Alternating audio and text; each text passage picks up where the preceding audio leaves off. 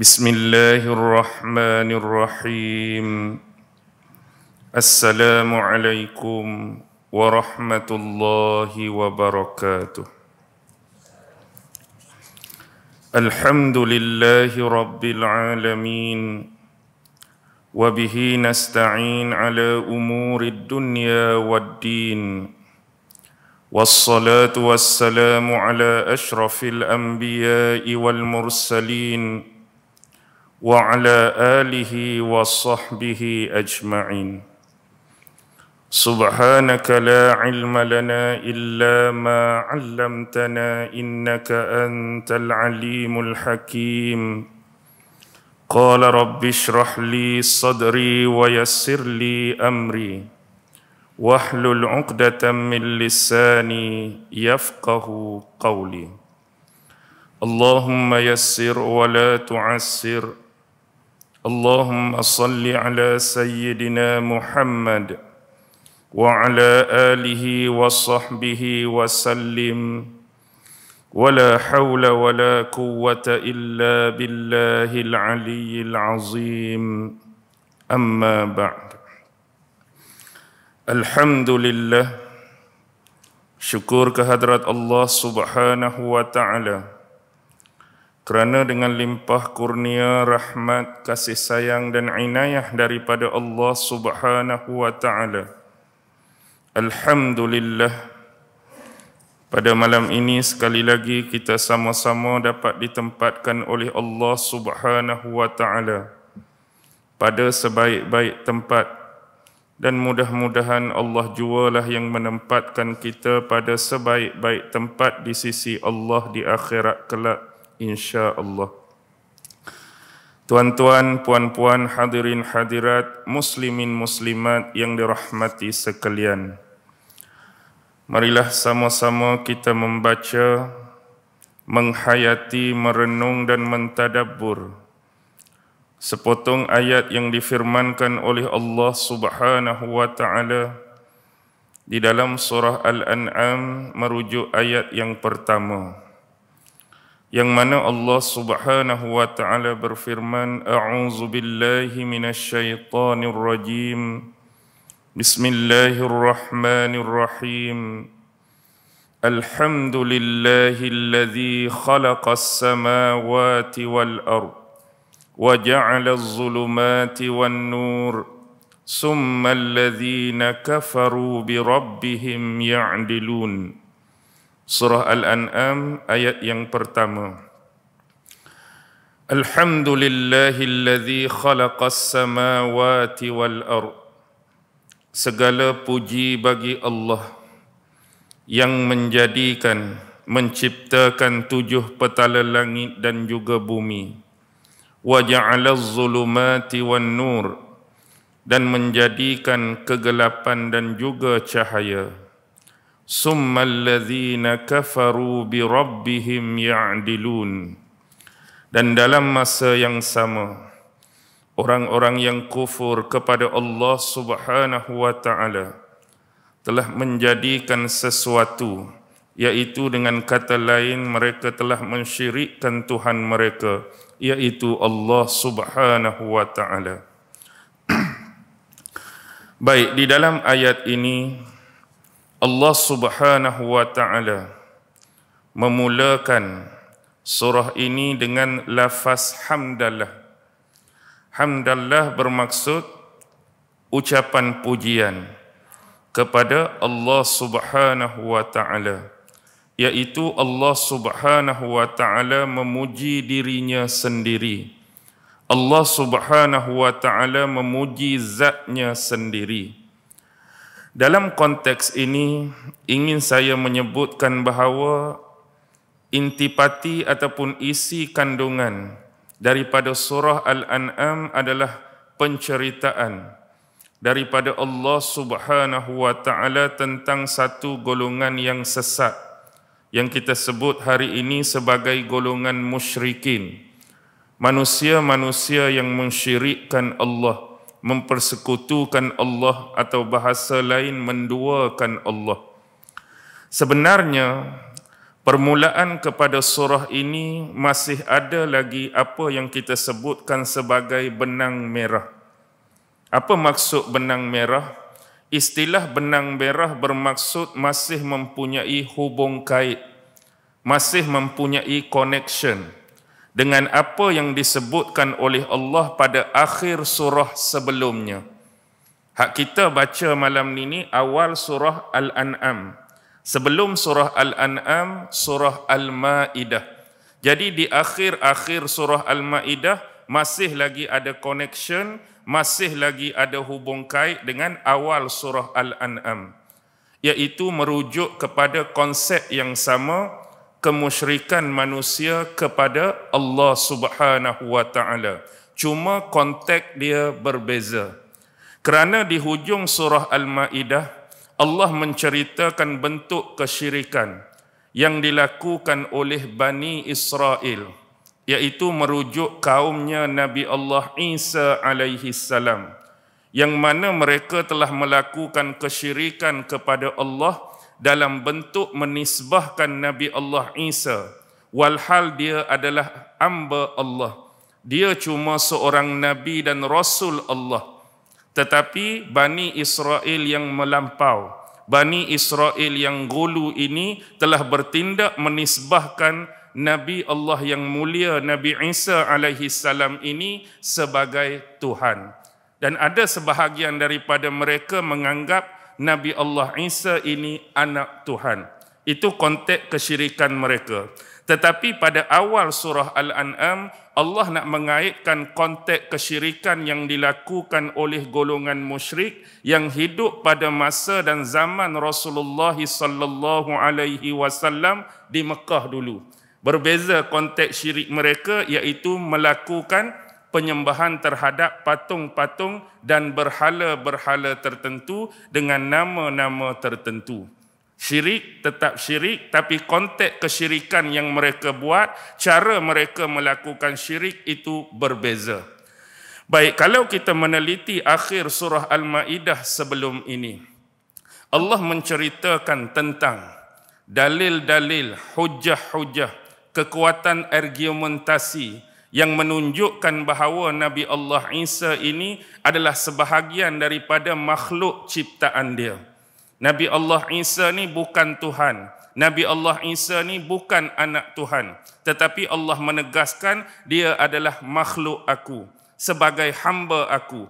Tetapi level dan pangkat yang dianugerahkan kepada Nabi Isa, dia ni aku utuskan sebagai seorang Nabi dan seorang Rasul, tidak lebih dan tidak kurang daripada itu.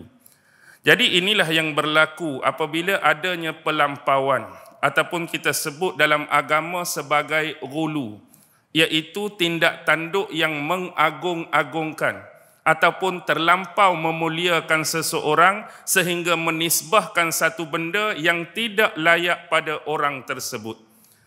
Secara contoh, kita hari ini sebagai umat Islam, kita yakin dan kita beriman, menjadi tugas bagi kita menghormati dan memuliakan Nabi Allah Isa alaihi salam. Tetapi ada kadar dia, ada takat dia dengan kemuliaan yang Allah berikan pada dia. Apa dia? Nabi Rasul. Tetapi jangan memuliakan, mengagungkan beliau lebih daripada apa yang sepatutnya. Ada had, ada limitation, sehingga sanggup mensyirikkan Allah dengan menganggap beliau sebagai Tuhan ataupun anak Tuhan.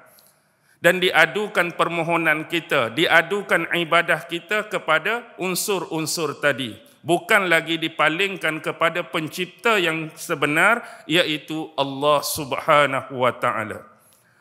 Dalam ayat-ayat yang terakhir juga Allah menyebutkan bahawa Nabi Allah Isa menyucikan dirinya, menyucikan zat Allah Subhanahu wa taala dan membersihkan dirinya daripada noda-noda dan palitan-palitan fitnah tadi. Menunjukkan bahawa dia memperakui dia adalah hamba Allah, tak lebih daripada itu. Tetapi noda-noda ataupun tuduhan-tuduhan berupa fitnah-fitnah tadi dikenakan ke atas beliau dan beliau berlepas diri daripada tuduhan-tuduhan dan fitnah tersebut.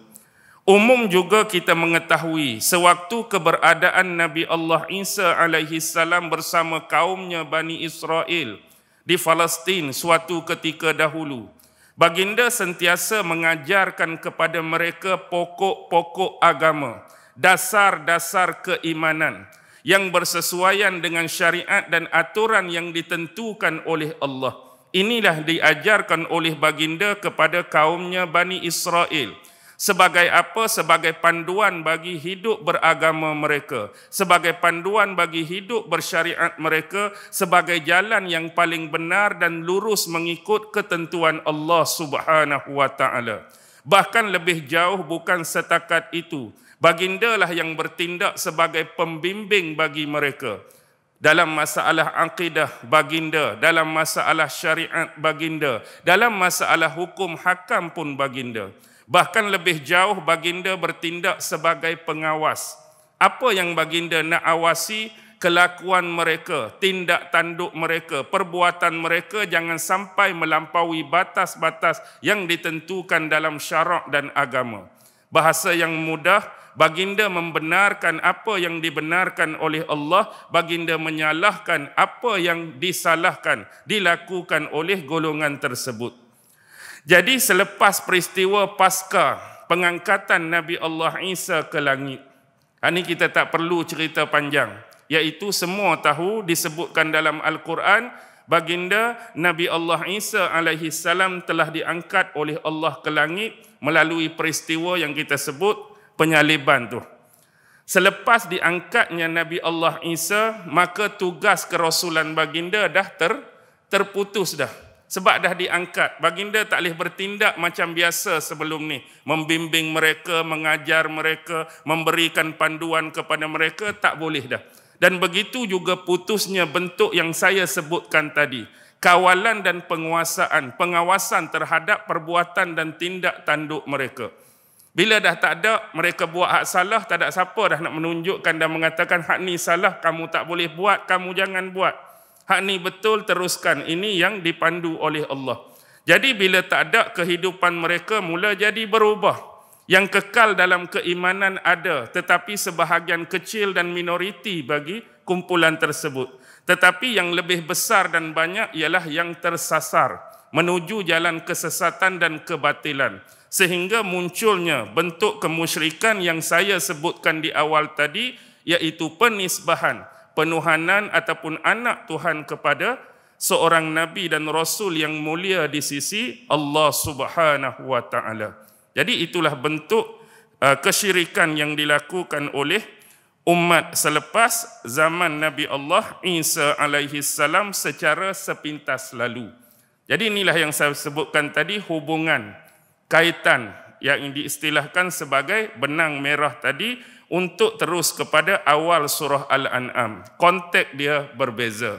Cuma musyrik zaman Nabi Muhammad, mereka bukan menuhankan Isa. Mereka bukan menganggap Isa itu anak Tuhan. Tetapi mereka menyembah patung-patung ataupun berhala-berhala yang ada pada zaman mereka.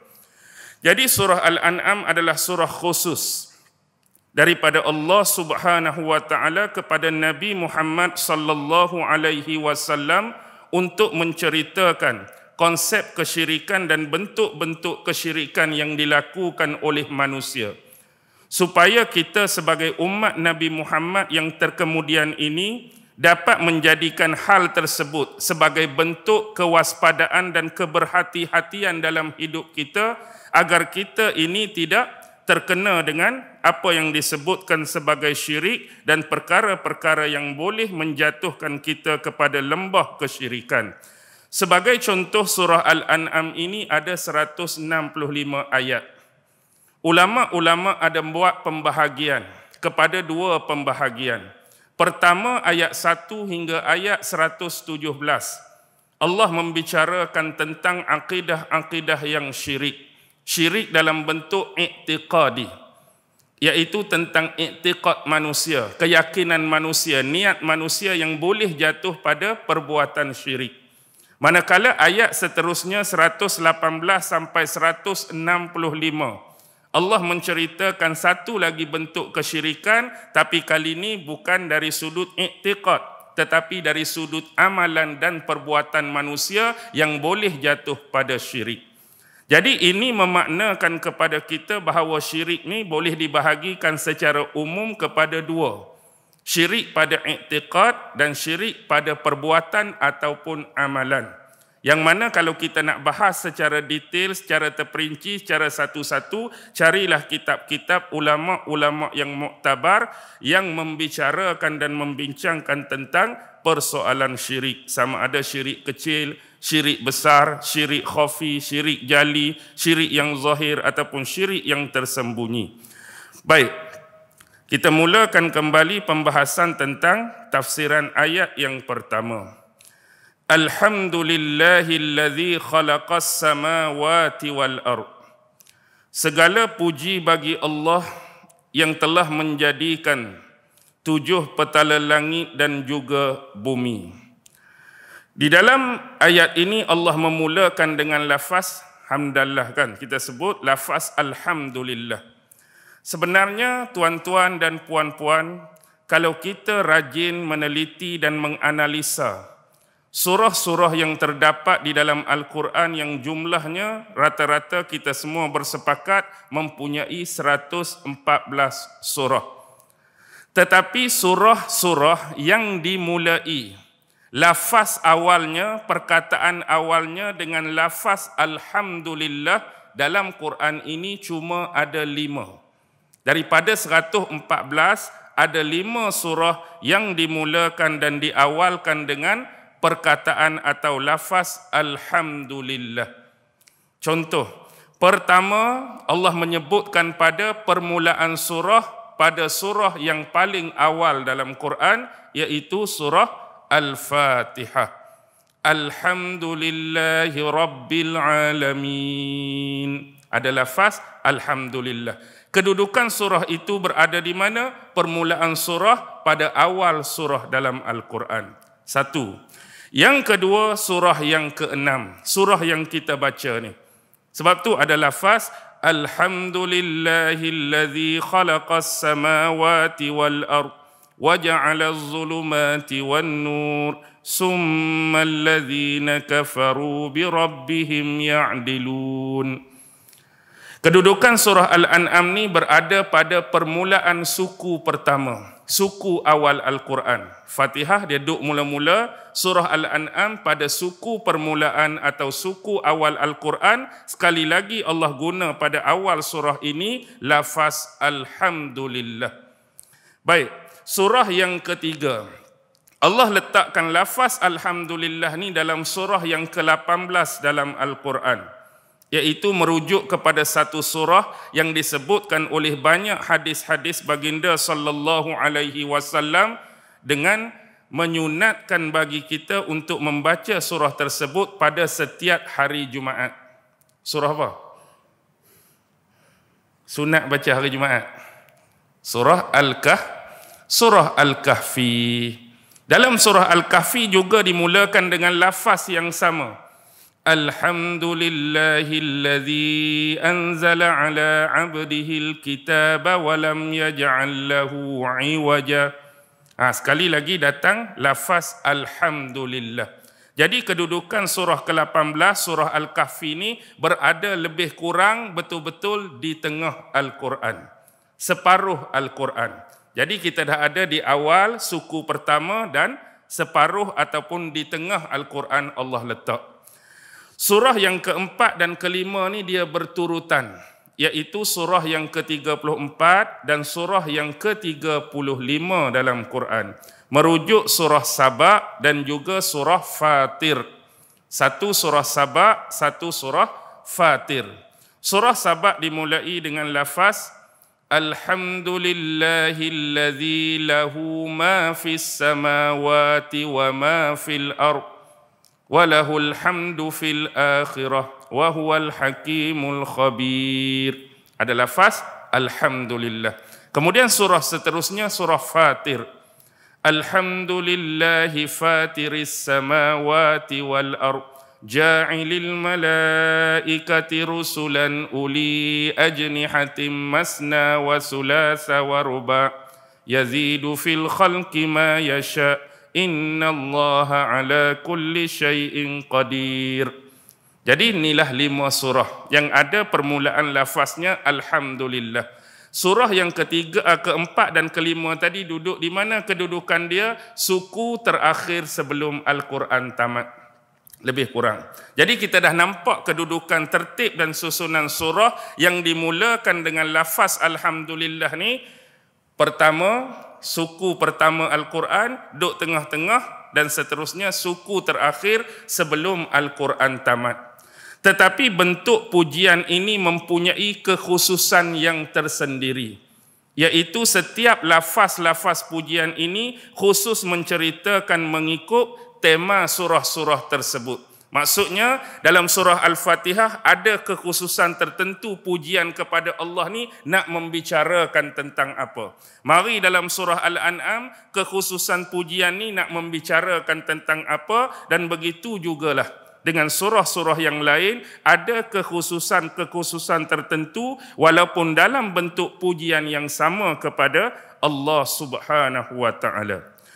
Baik, di dalam tafsir At-Tabari, karya Imam Ibnu Jarir At-Tabari menyebutkan lafaz alhamdulillah adalah bentuk pujian daripada Allah Subhanahu wa taala kepada dirinya sendiri, kepada zatnya sendiri. Dan dalam masa yang sama penyebutan lafaz tersebut seolah-olah menyeru dan mengajak kepada kita sebagai hamba-hambanya untuk sama-sama mengucapkan lafaz alhamdulillah. Maksudnya seolah-olah Allah mengajarkan kepada kita bentuk pujian yang terbaik yang datang dari sisinya. Sebab kalau kita nak menilai bentuk pujian yang kita nak guna lafaz kita sendiri, perkataan kita sendiri, makna kita sendiri, maka akan berlaku macam-macam bentuk pujian. Orang ni puji dengan lafaz macam ni, orang ni dengan perkataan macam ni, orang ni dengan bentuk macam ni, orang ni dengan cara macam ni. Dan dalam pada yang sama Allah mengajarkan kepada kita satu contoh bentuk pujian yang terbaik, yang mana bentuk tersebutlah Allah memuji dirinya, dan begitulah diajarkan kepada kita supaya mengucapkan kalimah dan perkataan yang sama. Alhamdulillah, segala puji bagi Allah. Dan pujian bagi Allah di sini ialah Allah memuji dirinya sendiri yang maha mulia. Tengok konteks dia. Allazi khalaqas samawati wal ard. Yang mana zatnya lah, Allah lah yang menciptakan 7 petala langit dan bumi dan menciptakan kegelapan dan juga cahaya.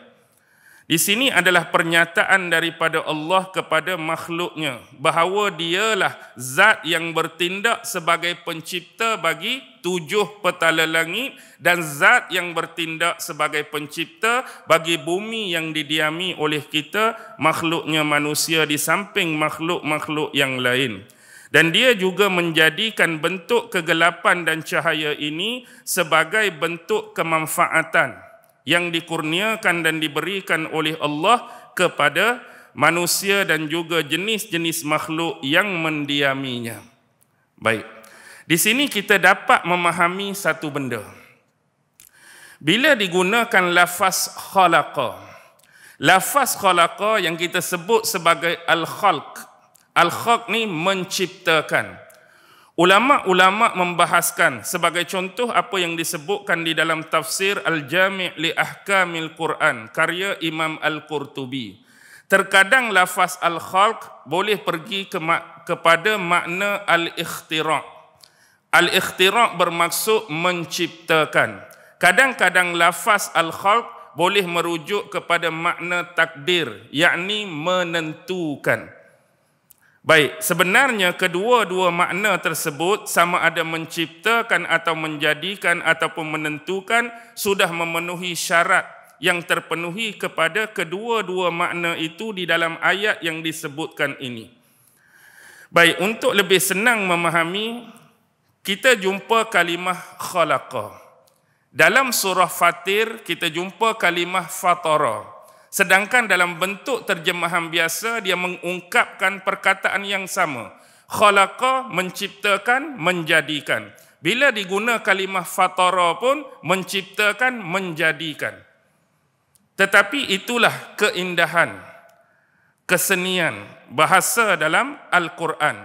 Walaupun terjemahannya sama, mencipta, menjadikan, tetapi mesti ada perbezaan dia daripada lafaz-lafaz tersebut.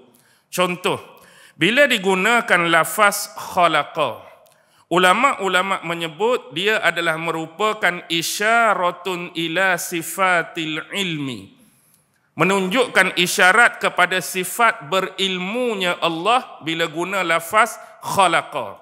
Tapi bila guna lafaz fatara, isyaratun ila sifatil qudrah. Allah guna lafaz fatara, isyarat ila sifatil qudrah, menunjukkan kepada sifat kekuasaan dan kemampuannya dari sudut penciptaan. Okey, nak bagi mudah faham secara ringkas, secara normal, fatara ni bila diguna kalimah fatara nak menunjukkan kemampuan, kekuasaan dan kudrat Allah dari sudut menciptakan. Mampu tak buat ni? Allah mampu. Berkudrat tak Allah buat ni? Berkudrat.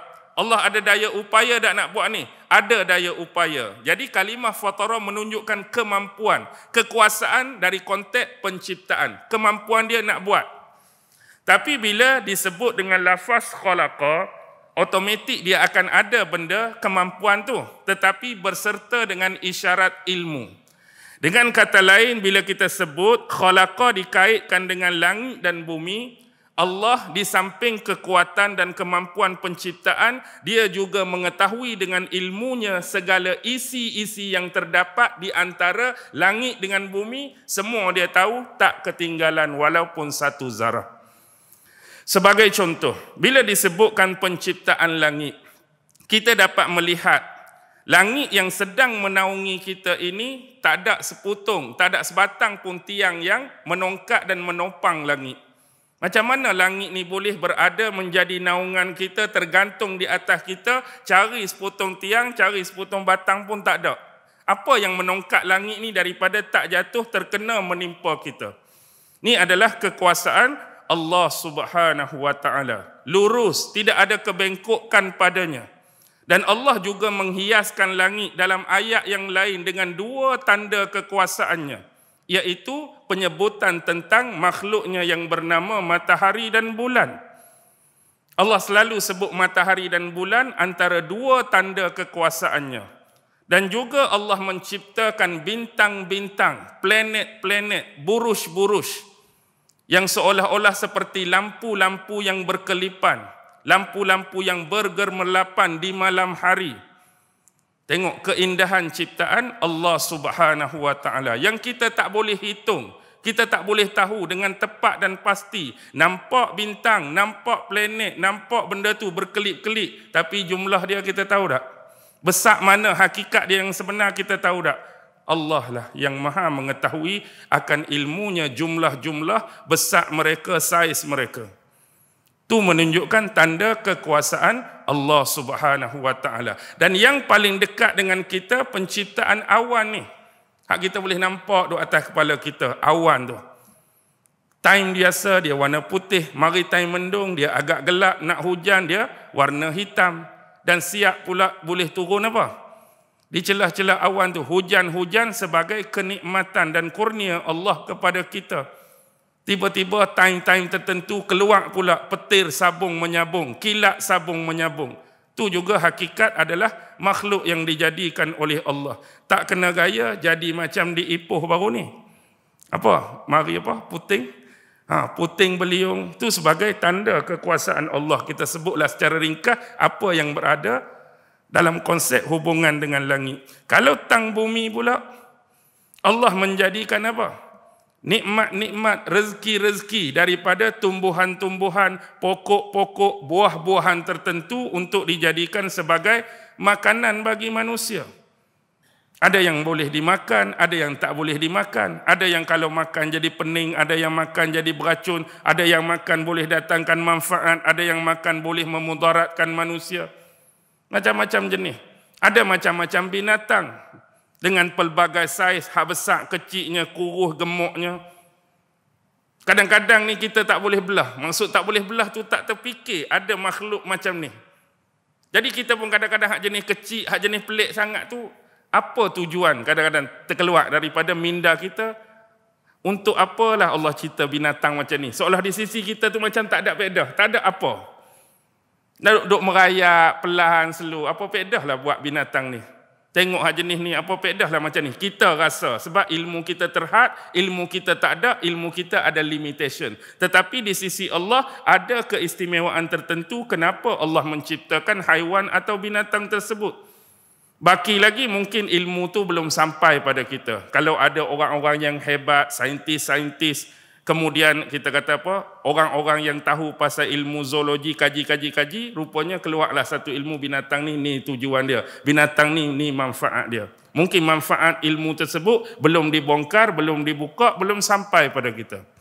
Cuma kita kena ingat, tu semua adalah makhluk dalam bentuk kekuasaan Allah untuk menjadikan mereka. Allah jadikan gunung ganang sebagai pasak bagi bumi. Allah menjadikan jalan-jalan sebagai laluan bagi kita. Allah menjadikan sungai, menjadikan tasik, menjadikan laut sebagai sumber bagi kita. Nak bincang bab laut dalam tu macam-macam jenis.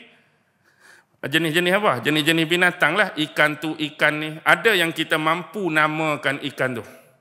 Dan ada kadang-kadang satu ikan yang baru ditemui, agak-agak nak letak nama apa ikan ni. Hak tu ada nama dah, hak ni nama dah, hak ni pelik sangat. Kadang-kadang direka-reka nama tu, mungkin mengikut saiz dia, atau mengikut rupa dia, atau mengikut bentuk dia. Sampai kita pun tak reti nak letak nama-nama untuk dinisbahkan kepada ikan-ikan ataupun haiwan-haiwan yang pelik tersebut. Baik, itu sebagai contoh. Inilah Allah nak tunjukkan sebagai bukti kudrat dan kemampuan dia dengan ilmu dia menciptakan langit dan bumi. Yang mana sebelum tu, dah ada tak langit dan bumi sebelum Allah buat? Sebelum Allah buat langit, sebelum Allah buat bumi, maksudnya benda tu tak ada. Benda tu tak wujud, benda tu tak ada. Ini menunjukkan ilmu pada kita bahawa langit dan bumi itu adalah makhluk Allah yang baharu. Sebelum ni tak ada, baru ada. Bila dia ada, bila Allah berkehendak untuk mengadakan dia. Bila Allah berkehendak untuk menciptakan dia, baru ada. Jadi bila dia baru ada, untuk kait dengan konsep kesyirikan, layak atau tidak unsur-unsur yang ada di langit dan bumi untuk kita tuhankan mereka. Layak atau tidak? Tak layak pun. Walaupun mungkin di langit yang paling atas ada langit-langit tertentu, ada malaikat. Mungkin bagi kita malaikat ni makhluk yang hebat, makhluk yang supernatural, makhluk yang macam-macam. Tetapi dia ada had dan limitation dia, bukan sampai hebat dia malaikat, perlu kita menuhankan dia. Perlu kita bermohon pada dia, perlu kita minta pada dia. Tetapi tempat yang sebenar adalah Allah Subhanahu wa taala. Begitu jugalah yang ada di bumi. Ni mari pusu hak tinggi sikit pun pi bawa ayam bakar dah. Mari pokok hak rimbun sikit, batang besar sikit, ayam golek dah. Tak fahamlah orang kita dah. Jadi inilah asas-asas yang boleh menimbulkan bibit-bibit kesyirikan kepada Allah. Sehingga menjadikan tempat pengaduan, tempat permohonan, tempat doa, tempat permintaan mereka dipalingkan sebenarnya Allah tu kepada unsur-unsur tadi, makhluk-makhluk tadi. Maka banyaklah berlaku perkara-perkara yang boleh jatuh ataupun tersipi ke arah melakukan kesyirikan kepada Allah Subhanahu wa taala. Baik, kalimah alhamdulillah juga disebutkan oleh ulama-ulama di dalamnya. Di dalamnya terselindung ataupun tersembunyi dua makna. Tapi kita selalu terjemah alhamdulillah ni segala puji bagi Allah. Di sebalik lafaz alhamdulillah adanya al-madhu wa syukru. Apa dia al-madhu? Pujian. Apa dia syukru? Ucapan terima kasih. Sebenarnya dua perkataan ini memang melengkapi kalimah dan perkataan alhamdulillah. Bahasa yang mudah, sekiranya hari ini kita mengucapkan kalimah dan lafaz alhamdulillah. Contoh, alhamdulillah sebenarnya bukan kita setakat memuji Allah, dalam masa yang sama ucapan yang kita ucap ini adalah pengucapan terima kasih kepada Allah Subhanahu wa taala. Kita puji Allah, kita juga ucap terima kasih kepada Allah atas nikmat-nikmat yang dikurniakan kepada kita. Baik. Dua-dua lafaz ini adalah kesesuaian kepada Allah, kerana Allah itu memang layak dipuji, Allah itu berhak dipuji. Allah memang layak sebab dia zat yang terpuji, dia layak dipuji, dia berhak dipuji. Tetapi bentuk pujian ini ada macam-macam, sebagaimana selalu dikemukakan dalam perbahasan ilmu tauhid, iaitu konsep perbahasan pujian ini terbahagi kepada 4. Pertama, puji Allah bagi Allah. Yang kedua, puji Allah bagi makhluk. Yang ketiga, puji makhluk bagi Allah. Yang keempat, puji makhluk bagi makhluk. Puji Allah bagi Allah, tengok banyak ayat-ayat Quran Allah memuji dirinya sendiri. Dia puji bahawa dirinya adalah penguasa sekalian alam. Dia puji dirinya pemilik dan penguasai sekalian alam. Dia puji dirinya lah pencipta 7 petala langit dan bumi. Dia puji diri dia menjadikan kegelapan dan cahaya sebagai manfaat bagi manusia. Dia puji bahawa dia yang memiliki segala-galanya apa yang berada di langit dan di bumi. Dia puji diri dia. Tak apa, sebab dia layak, dia berhak. Yang kedua, Allah puji hamba dia. Contoh di dalam Al-Quran, Allah memuji Rasulullah sallallahu alaihi wasallam. Innaka la'ala khuluqin azim. Sesungguhnya engkau wahai Muhammad mempunyai adab dan budi pekerti yang mulia. Allah puji siapa tu? Allah puji Rasulullah, makhluk dia. Bab makhluk puji Allah tak payah bahas. Memang itulah yang sepatutnya. Semua makhluk ciptaan Allah ni memuji Allah dengan lugah masing-masing, dengan bahasa perantaraan masing-masing.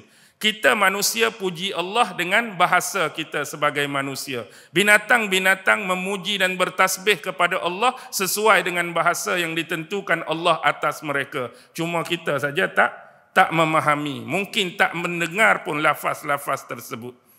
Baik, seterusnya. Puji makhluk bagi makhluk. Hak kita duk buat ni lah. Kadang-kadang kita puji pemimpin kita, pemerintah kita, raja kita. Kadang-kadang sekali-sekala kita memuji ibu bapa kita. Kadang-kadang sekali-sekala kita menguji guru-guru, ulama-ulama, orang-orang alim kita. Kadang-kadang kita memuji sahabat-sahabat dan rakan kita. Kadang-kadang kita memuji rakan sejawatan, rakan sekerja kita. Kita memuji pula atas dasar-dasar dan elemen tertentu yang ada pada mereka. Contohnya, kadang-kadang kita memuji seseorang kerana kecantikannya. Cantiknya orang ni, kita puji kecantikan dia sebab dia cantik. Kadang-kadang kita puji sebab kealiman dia. Orang tu alim, orang tu banyak ilmu, kita puji kealiman dia. Kadang-kadang kita puji seorang tu kerana kebaikan dan kesolehan dia. Kita puji cara tu. Tapi hakikatnya walaupun bentuk pujian tu nampak terarah kepada makhluk-makhluk tadi, hak cantik tu siapa? Makhluk. Hak alim tu siapa? Makhluk. Hak gagah tu siapa? Makhluk. Hak baik dan soleh tu siapa? Makhluk. Tapi hakikatnya segala bentuk pujian tadi, dia akan round circle kembali balik kepada pemilik kepujian itu. Siapa? Allah Subhanahu wa taala. Kerana apa? Bila kita memuji kecantikan seseorang, siapakah yang menganugerahkan kecantikan tersebut pada dia? Allah. Siapa yang bagi kawan ni gagah, kita puji dia gagah? Allah. Siapa yang bagi kawan ni alim dan cerdik? Allah. Siapa yang bagi kawan ni baik dan soleh? Allah. Walaupun pujian tu tak ada satu nama Allah pun naik. Oh, cantik dia ni, gagah dia ni. Tapi hakikatnya, apa yang kita sebut dalam bentuk pujian tadi, kembali kepada pemilik yang sebenar, Allah Subhanahu wa ta'ala. Baik, sebab apa? Kita tu tak layak dan tak berhak. Ya, memang betul, mungkin kita cantik. Ya, mungkin kita cantik pada pandangan orang. Tetapi kecantikan kita ada had dan limitation. Maksudnya nak kata kita cantik, ada lagi tak had lagi cantik? Ada lagi. Maksudnya ada orang boleh lawan, ada orang boleh challenge kecantikan kita. Betul. umum kita cantik. Kalau kita kata kita ni alim, kita ni bijak, mungkin ya, kita alim dan bijak, tapi ada had, ada limitation. Mungkin ada lagi yang lebih alim, mungkin ada lagi yang lebih bijak. Dan semua tu ada had dan limitation.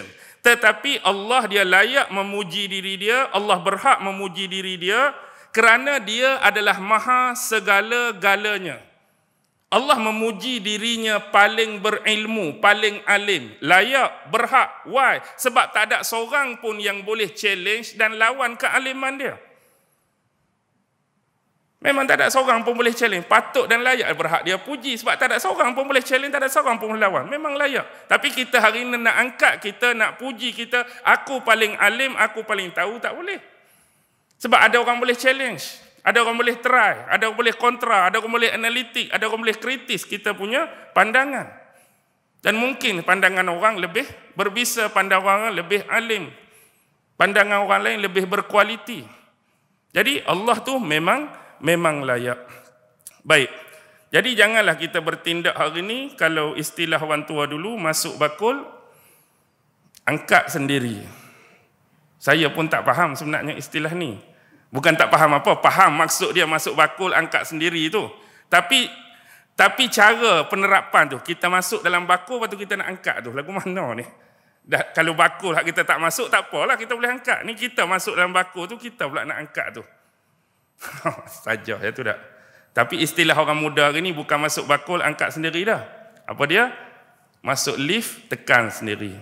Ini mudah kan? Nak tingkat 13, nak tingkat 10, dia naik sendiri. Tak payah orang kata apa. Okey. Baik. Ada ulama-ulama lughah. Dia membahaskan bila disebutkan di sebalik lafaz alhamdulillah, adanya lafaz pujian, adanya lafaz satu lagi ialah lafaz apa? Lafaz ucapan terima kasih. Kadang-kadang bila pujian ini dinisbahkan kepada manusia sebagai contoh, mungkin ada orang tu dia puji saja tapi dia tak ucap terima kasih. Ada orang yang ucap terima kasih saja tapi dia tak puji. Ada orang yang ucap terima kasih dan juga puji sama seperti pujian terhadap Allah, tapi ada perbezaannya. Ada unsur dan elemen kenapa berlaku sedemikian. Contoh, ada orang yang dia puji saja tapi dia tak ucap terima kasih. Contoh, kita puji macam tadi, kita puji kecantikan seseorang. Lalu seorang perempuan cantik, kita pun puji dia. Oh, cantiknya perempuan ni. Tak pernah tengok lagi seorang perempuan yang mempunyai rupa paras dan kecantikan seumpama ni. Dan kita membayangkan bagaimanalah Allah memberikan nikmat bidadari waktu dalam syurga. Ni rasa cantik dah. Hak bidadari tu hak tak boleh kita nak bayangkan. Kita puji tak? Kita puji. Tapi kita tak pernah sekali lepas puji dia, Assalamualaikum, terima kasih. Kita pergi ucap terima kasih. Ada tak? Tak ada. Puji saja.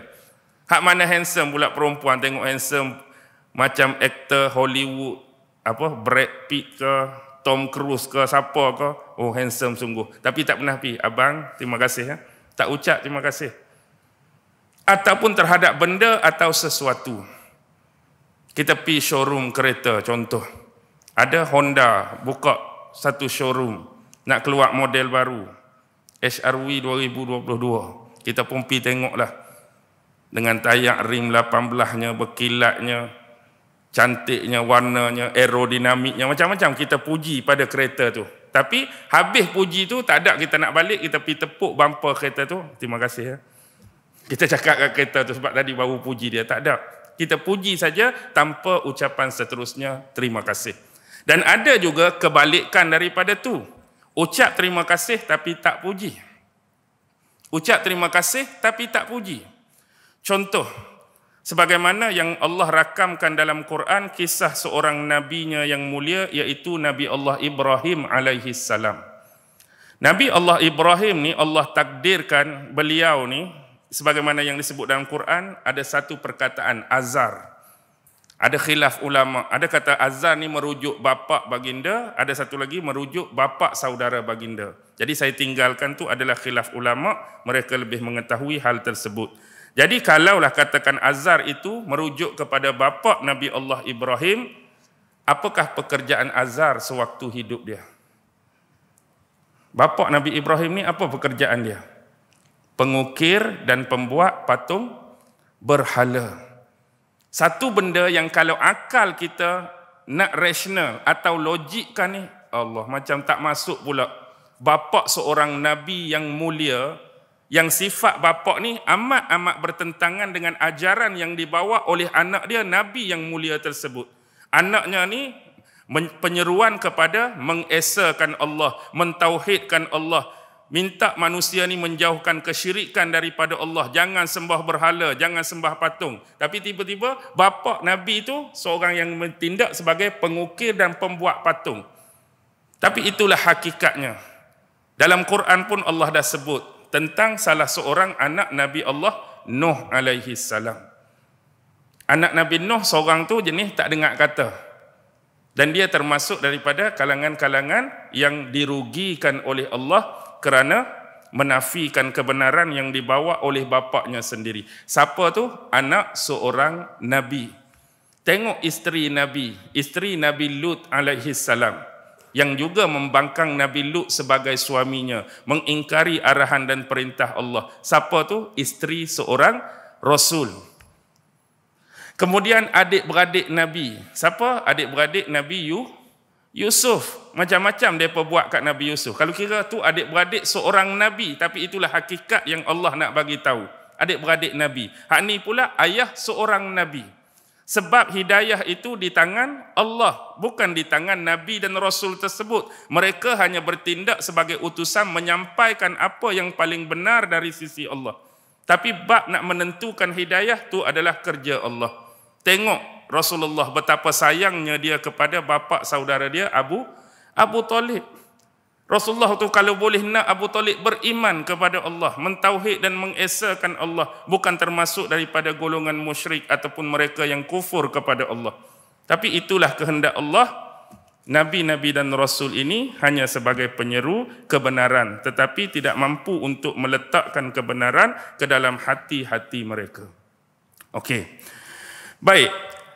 Di sini, kes ini Nabi Allah Ibrahim berterima kasih kepada bapa dia.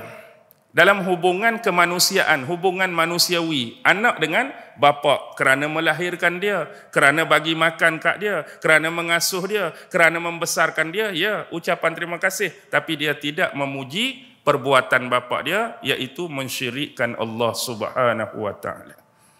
Terima kasih, tapi tak puji perbuatan yang dilakukan oleh bapa dia. Baik. Seterusnya ada juga puji dan ucap terima kasih, tetapi ada unsur dan elemen. Contoh, ada seorang orang yang ni fakir, miskin dia. Fakir dan miskin dia ni kita katakan layak untuk masuk TV3 bersamamu lah. Sungguh miskin. Tetapi miskin dia ni seolah-olah terabai, kita kata. Adun YB pun tak ambil tahu pasal dia, pengurusi AJK masjid pun tak ambil tahu, orang kampung pun tak ambil tahu, seolah-olah dia terabai. Tiba-tiba datang ke situ, orang kaya lah kita kata, lalu di situ, luar kawasan tu, tengok pakcik ni, rasa sedih, rasa kesian. Lama mana dah pakcik duduk macam ni? Hampir berbelas tahun dah. Wakil rakyat YB Adun macam mana? Tak ada mari jenguk. AJK Masjid Surau tak ada mari jenguk. Orang-orang sekitar tak ada mari jenguk. Tak apalah, saya ni nak kata banyak harta tak ada, banyak duit tak ada, sekurang-kurangnya ada sikit saya boleh bantu pakcik. Dia pun keluarkan 10,000 contoh, ambil saya sedekah kat pakcik. Sekurang-kurang dapat menampung sedikit sebanyak. Rumah-rumah hak buruk ni pakcik nak betulkan ke, nak beli makanan ke, ikut pakcik lah. Jadi bila dapat 10,000, apa ucapan pakcik tu kepada orang kaya tu? Terima kasihlah nak kerana sudi bantu pakcik, bagi sedekah kat pakcik jumlah sekian-sekian. Dia ucap terima kasih. Kemudian tak lebih jauh mungkin puji. Payah dah nak cari orang macam anak ni. Tadi terima kasih, ni puji pula. Sebab apa? Sebab orang yang ada di sekitar dia sebelum tu tak ada pun layan dia macam ni. Bagi bantuan dia macam ni, dia puji. Jadi puji atau terima kasih tadi ada unsur, ada reflektif, ada tindak balas kerana diberi pemberian. Agak-agak, kalaulah orang tu tak sedekah 10,000, lalu saja dengan kereta, sedih pakcik ni, kesian pakcik ni pi. Agak-agak pakcik tu nak ucap terima kasih tak? agak-agak tak terima 10,000 tu. Nak ucap tak terima kasih? Tak ada ucapan. Jadi ucapan tu terhasil sebab dapat 10,000. Terima kasih terhasil sebab dapat beras 2 kampit. Terima kasih terhasil sebab dapat 2 tin Milo. Terima kasih terhasil sebab dapat kain pelekat dan contoh susu dan sebagainya. Baru ucap terima kasih. Tak ada lah orang saja-saja, orang tak bagi apa. Assalamualaikum, terima kasih. Assalamualaikum, terima kasih. Assalamualaikum, terima kasih. Ada jumpa orang macam ni? Dia tak ada orang bagi apa-apa saja dia. Assalamualaikum, terima kasih. Kalau kita duduk lalu 2 orang pun, hang kenal ke pakcik ni? Pasal apa dia ucap terima kasih? Sebelum ni hang pernah tolong dia ke? Tak ada, tak pernah jumpa. Hari ni baru jumpa. Pasal apa lagu ni? Kalau jenis berlaku juga lagu ni, orang kata orang apa? Jumpa, terima kasih. Jumpa, terima kasih. Jumpa, terima kasih. Hak banyak lagu mana? Hak banyak. Hak banyak. Assalamualaikum, pakcik sihat. Jangan lupa undi saya. Assalamualaikum, makcik sihat, jangan lupa undi saya. Itu banyak. Okey. Bagi sekali-sekala tak? Jarang-jarang. Okey.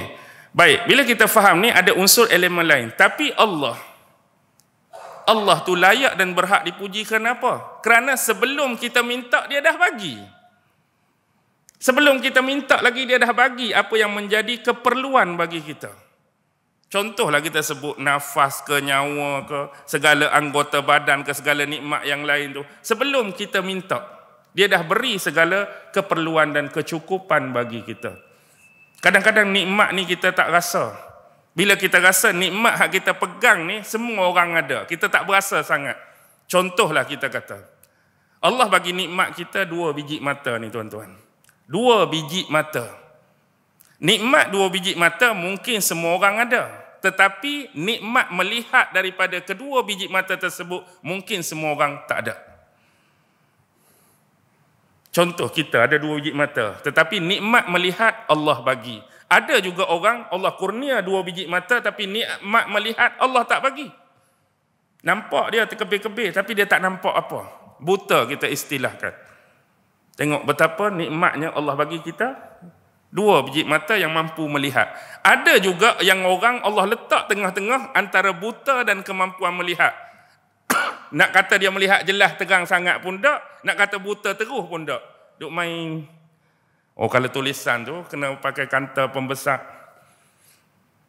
Kena tunjuk dekat baru dia nampak jauh. Nampak tak pakcik? Nampak ada orang tapi muka tak cam. Kena pergi duduk dekat baru nampak. Ada orang macam tu. Begitu juga dengan ni. Semua kita dianugerahkan Allah 2 cuping telinga. Tapi tak semestinya 2 cuping telinga ni semua Allah bagi nikmat mendengar. Kita ada 2 cuping telinga, Allah plus, Allah tambah nikmat mendengar. Alhamdulillah. Orang tuli ada cuping tak? Ada, tapi nikmat mendengar tak ada. Speaker box punya besar duduk sebelah dia. Dia buat tak layan. Dia buat tak layan sebab apa? Dia tak dengar. Tapi ada juga macam mata tadi, dia duduk tengah-tengah antara dengar dengan tak dengar. Kalau jauh sangat dia tak dengar. Kalau dekat, mari cakap dekat sebelah telinga pakcik, kita cakap pelan-pelan, baru dengar. Tapi kalau cakap jauh-jauh suruh apa-apa, dia tak dengar.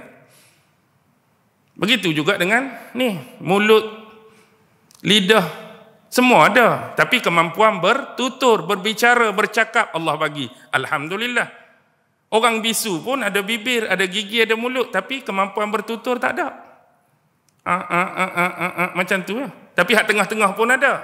Mungkin gagap. Mungkin sengau. Nah, orang sengau punyalah payah kita nak faham tak? Tapi kalaulah ditakdirkan, kalau tanya, hang nak tak daripada sengau boleh bercakap biasa macam orang lain? Mesti dia angkat tangan nak. Walaupun dia tu bukan kata bisu lagi, duduk tengah-tengah. Sengau baru. Cakap tak teratur, cakap gagap, semua nak kan benda-benda seperti orang lain. Tu nikmat. Okey. Wa ja'ala adh-dhulumati wan-nur, dan Allah juga menjadikan kegelapan dan juga cahaya. Di sini bila digunakan lafaz ja'ala, ada satu perkataan dalam tafsir Imam Qurtubi merujuk kepada perkataan As-Sa'labi. Yang mana As-Sa'labi pernah menukilkan sebahagian daripada ulama-ulama ilmu ma'ani berkaitan dengan kalimah ja'ala, iaitu merujuk ja'ala ni ialah lafaz zaidah, lafaz yang ditambah ataupun disisipkan untuk mempelbagaikan. Mempelbagaikan. Contoh, kalau kira khalaqa menciptakan, ja'ala pun menciptakan, sama juga. Tapi antara tujuan Al-Quran ni ialah supaya pembaca-pembaca Al-Quran ni dengan dipelbagaikan kalimah-kalimah tertentu supaya tidak mendatangkan kebosanan dan kejemuan pada para pembaca. Jadi kita pun samalah kalau kita menulis satu-satu karangan, kita menulis artikel atau jurnal, dengan kita konteks cara menulis tu dengan mempelbagaikan istilah, mempelbagaikan perkataan, mempelbagaikan grammar, orang baca pun jadi sedap, jadi seronok. Tapi ayat sama je. Lagu tu je. Dulu pun lagu tu, hari ni pun menulis lagu tu je. Sampai kadang-kadang orang kalau macam ni, ustaz menulis ni, tak ada ayat sama sejak dulu. Orang pun jadi jemur, pun jadi bosan. Cuba kita tukar.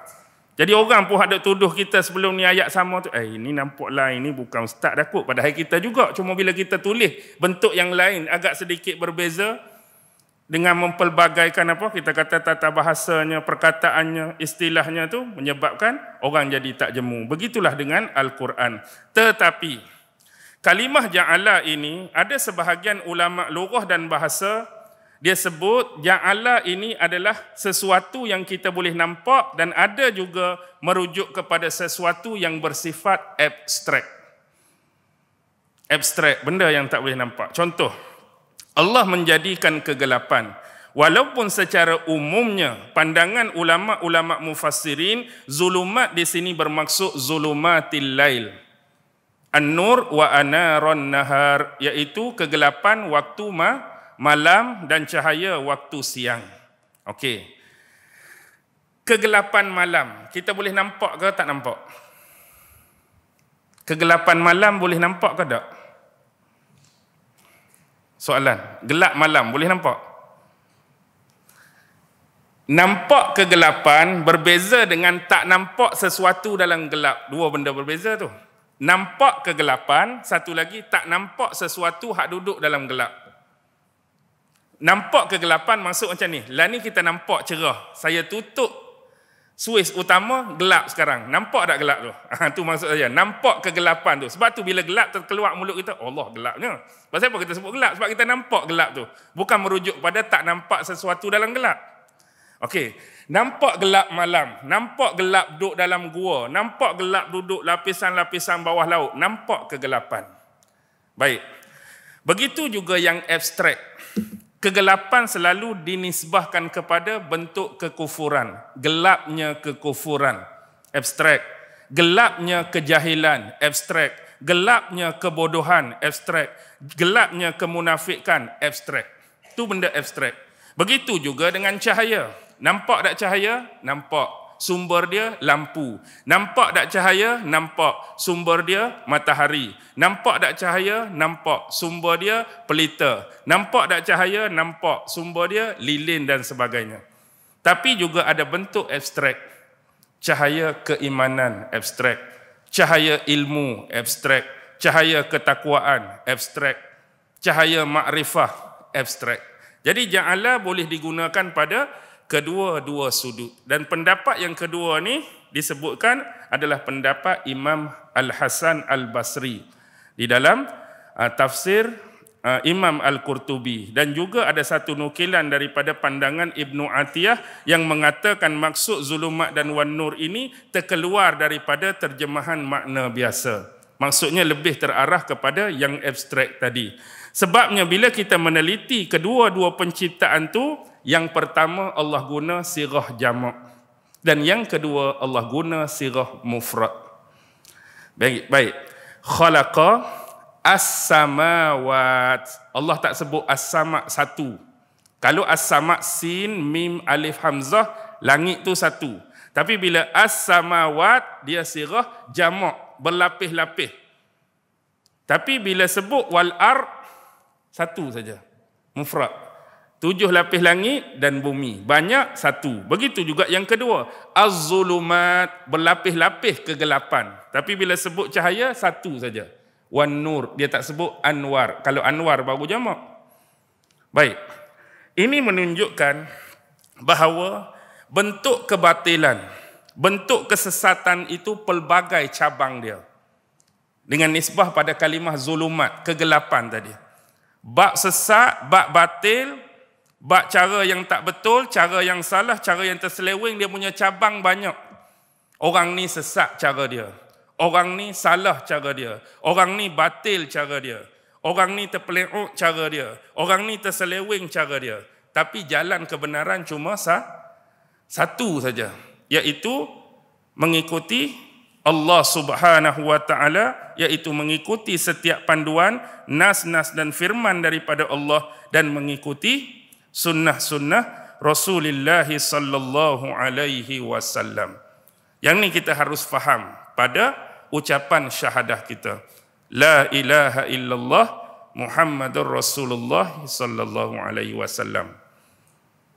Okey. Pertama ucapan la ilaha illallah ini ialah ucapan tauhid. Versus bagi tauhid ialah syirik lah. Lawan bagi tauhid syirik. Mengesakan Allah, menunggalkan Allah, mentauhidkan Allah. Lawan dia syirik. Begitu juga dengan kalimah yang kedua kepada Rasulullah. Nisbah dengan Rasulullah, sunnah dia. Versus bagi sunnah, bid'ah. Perkara baru yang diada-adakan, yang direka dalam agama yang tidak bertepatan dengan panduan syarak yang ada di dalam Al-Quran dan juga hadis-hadis Rasulullah sallallahu alaihi wasallam. Tu ya. Sebab itulah benda-benda hak jenis syirik-syirik ni memang banyak, tapi cara dia halus, dia tak atas, dia tak bukan kata nyata. Oh, nampak dah syirik, mana orang nak ikut? Jelas dah syirik, mana orang nak ikut? Nyata dah syirik, mana orang nak ikut? Dia jenis puing-puing yang halus, yang samar-samar, yang menyebabkan kekeliruan sehingga kita terjatuh dan terjebak padanya. Biasanya jenis-jenis, kita kata jenis amalan-amalan ataupun perbuatan-perbuatan yang jenis macam mana? Yang jenis kata ada cara-cara tertentu ataupun fadilat-fadilat tertentu yang kita tak pernah kenal sebelum ni. Contoh, ni kamu kena buat macam ni, cara-cara dia macam ni. Kita cari panduan di dalam Al-Quran, kita cari panduan dalam sunnah, tak ada. Kemudian mari pula fadilat, buat macam ni sama seperti pahala 10,000 tu melampau sangat tak? Pahala 10 tahun ke, buat macam ni dapat ni, buat macam ni dapat ni. Dia simple untuk kita faham. Ingat tak kes Iblis dengan Nabi Adam dulu? Nabi Adam pun dulu, dia ajak cara, dia ajak fadilat. Tapi bukan cara yang benar, bukan fadilat yang benar. Macam mana untuk terus bertahan dan kekal dalam syurga? Macam mana Adam untuk terus kamu bertahan dan kekal dalam syurga? Cara aku nak ajar pada kamu, cara dia makan buah ini. Tu cara dia, makan buah ni, cara dia. Fadilat yang akan kamu dapat, kamu akan kekal duduk dalam syurga selama-lamanya. Siap bagi fadilat lagi Iblis. Cara makan buah ni, fadilat kamu dapat, kekal dalam syurga. Tapi hak dia ajak cara dan fadilat tu, hak sungguh ke hak palsu? Hak sungguh ke hak bohong? Hak sungguh ke hak bohong tu? Hak Iblis duk ajak Nabi Adam tu. Hak bohong, hak palsu. Cara dia makan buah tu. Sungguh ke betul? Salah tu. Fadilat dia kekal dalam syurga. Last kali makan buah tu, kekal ke? Keluar dah. Keluar tuan-tuan. Jadi kalaulah kita melakukan benda yang sama tapi mengharapkan masuk kembali dalam syurga, satu benda yang amat-amat berlawanan dan bertentangan. Jadi berhati-hatilah dalam bentuk-bentuk yang disebutkan tadi. Akibat daripada kesamaran, kekeliruan, mungkin kejahilan dan kebodohan kita boleh menyebabkan kita terjebak dengan unsur-unsur yang boleh membawa kepada kesyirikan kepada Allah Subhanahu wa taala. Wal-iyazubillah, minta dijauhkan semua hal tersebut daripada kita, keseluruhan umat Islam, tentang kesyirikan kepada Allah. Jadi saya berhenti setakat ni. Mudah-mudahan dapat dijadikan sebagai panduan dan manfaat untuk kita bersama. Dan semoga Allah Subhanahu wa taala sentiasa menetapkan keteguhan keimanan kita kepada Allah, beriman dengan cara yang sebenar-benar keimanan, mengikut panduan sebagaimana yang diajarkan oleh sunnah-sunnah Rasulullah sallallahu alaihi wasallam. Yang baik tetap datang daripada Allah, yang lemah dan kurang, yang selalu tersilap dan tersalah, ialah diri saya sendiri. Wabillahi taufiq wal hidayah. Wassalamualaikum warahmatullahi wabarakatuh.